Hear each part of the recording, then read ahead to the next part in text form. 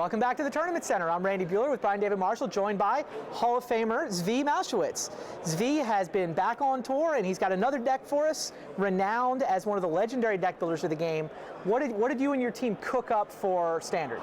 I mean, Jacob was the primary designer on this deck, not me, so I want to give credit where credit is due. Fair enough. We Jacob Van Lunen, right. So we cooked up a red-green creature deck. So essentially, we were trying to figure out how to beat fairies like everybody else. Okay. And what we figured out was the key to beating fairies is to be basic and direct, because they have a lot of ways to break things out. So you have to present things that present problems on their own. Okay. And so what we did was we realized all these tribal cards, they're great. They're efficient, they're cheap, they're worthwhile, but in order to get them, you have to do things you don't want to do. And you have to play cards that, while they're fine in general, don't do the job on their own. So what we did was we grabbed some of the best creatures that are out there in the format. Really efficient, really tight beaters. Colossus is a huge problem for a lot of people. Yep. Deus can just wipe someone out on the spot. It's an incredibly efficient card that forces people to deal with it. Okay. Far better than I thought it was going to be. And then Crusher and Tarmogoyf are just undercosted, amazing creatures. They let you add the fat content by casting a 2 and a 3 casting cost creature. Right, and so you're saying no tribal. So many of the decks in this format, it's elves or it's fairies or it's merfolk, and you're saying no, just have individually efficient cards. Right. And that's in particular the way to beat fairies. And accelerate to them with birds and elves so that I have 8 1-drops in addition to the Tarfires. So basically, I'm coming out as fast as everybody else, but I'm coming out bigger. Okay. And I've got at least as many threats they actually have to deal with. And my guys actually let me do this against other creature decks. Oh, nice. So Firespout can wipe. You've got Firespout to wipe out the aggro decks. Which, thanks to this department over here, I can pretty much miss the Birds of Paradise if I want to, and I can miss the ground if I need to. Nice. Most of the time. And then Magus to the Moon, obviously, like one of the obvious ways this deck is very good against fairies is you're playing game 1, second turn, tap for Bitter Blossom, you're going first, drop a Magus, game ends. That'll do. They're now on an island, maybe 2.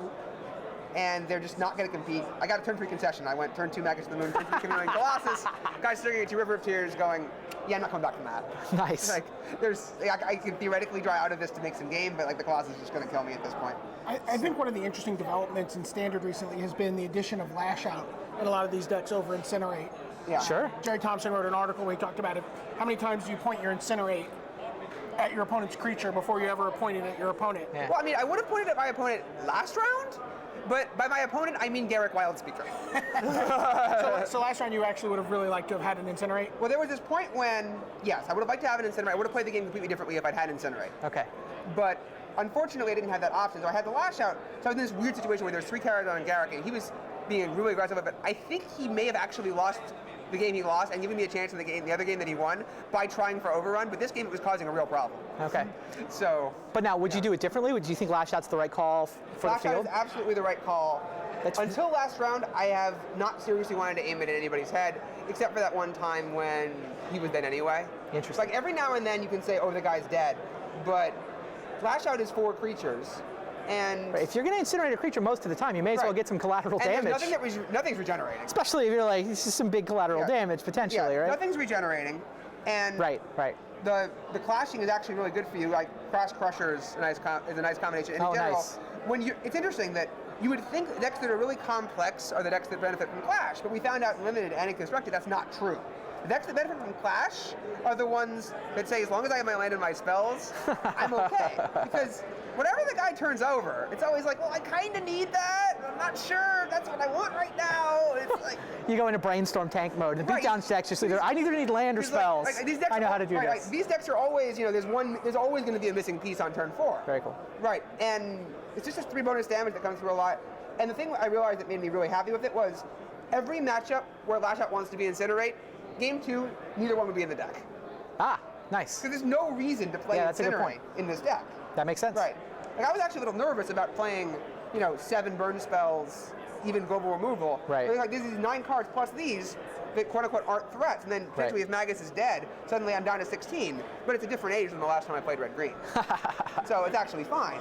And this deck is it's remarkably quick at doing what it wants to do. Like I haven't seen a deck that comes out this quickly and has this much fat in it. Like I play against these red decks, these other red-green decks, these merfolk decks, it's a walk. Nice. You've been playing for a long time, so how does this deck stack up to old Urnum and Burnham decks? Which Yeah, you could a lot of argue this members deck's on been your- around for 15 years, a lot right? of This members is- on your team had this no is idea Urnum and what that Burnham. was. I'm looking at this card going, really still like Urnum Jin. Ooh, 4/5. Look at me, fancy pants. Yeah, nice. You do have a relic of that era That was me. in your deck. Yeah, I was responsible for the Warhammers, the Dragon, making sure we had one Cloudthresher for Primal Command, Sure. and to confuse people. So this is your sideboard over here that we're looking at. Right. Like, I mean, we all knew this was going to happen. We all knew these were going to happen. I mean, Jacob was the real force behind having the Firespouts main, and then actually going up to 5 Sure. after board, which turns out to be genius. I mean, you can't play multiple Sulfurous Blasts very efficiently because it's just so much mana, but it's amazing. Like the plan against the Elf deck I played against last time was you take out 2 Llanowar Elves and the Maguses to bring in the 6 package, because the theory is your plan is to Firespout or Sulfurous Blast sometime relatively early. And 6 is enough that you should draw 1, and if you don't, it's not necessarily that big a deal, because if he tries to go out really fast, there's very few draws. Destroy him on turn 4, You can right? probably destroy him on turn 3 or 4 that way. Yeah. And like Warhammer's also kind of like more of the same principle as like there's these huge fatties dueling, like Warhammer on Colossus is just ridiculous. Warhammer on Crusher solves this problem. Warhammer Sure. on Tarmogoyf. And it's also something I can put out on turn 3, which doesn't expose me to anything. He can't remove it, so he has to hold his removal. All right, so big picture. right. You started out slow in this tournament. You Yeah. rattled off 8 wins in a row. Now we're sitting 12 rounds in. Yeah. Would you change the deck? Are you happy with the deck choice? Would you change that? And would you change the deck at all if you had it to do over again? Well, I mean, if I had to do it over again, the first question I would ask is the same question everyone else is asking, which is, what the hell is in Wapo Tapo's deck? Oh, you don't get that. You don't get that information. It's before the Pro Tour. Do you regret any of the decisions that went into it? I think we got it. I mean, the big question we were arguing over was the 4th DS against the 4th Tarfire. Okay.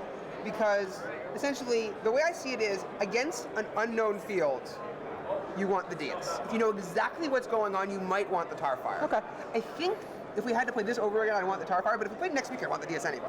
All right, so deck list looks pretty tight then, and you think Yeah. red-green is still a good call for this field? If somebody's going to Friday Night Magic, would you recommend shuffling this up? Yeah, you have a lot of matchups against a lot of popular decks where it's very hard to lose without getting a bad draw. Awesome. And the decks that you actually have to get in a lot of trouble with, You can't really beat the decks that are running around. Like you lose to Big Mana, you lose to Revelar. I'll take those odds. If that happens, it happens. Looks like a fun deck. Yeah. Looks like a lot of fun. Red-green beatdown, you get burned, got your big giant monsters. That's just fun magic. Yep. Good luck the rest of the way. Yeah, sounds like your round is up. We'll see you guys next time with more deck tech from the Tournament They Center. note the pairings and everything, so I really should be going. The feature matches for round.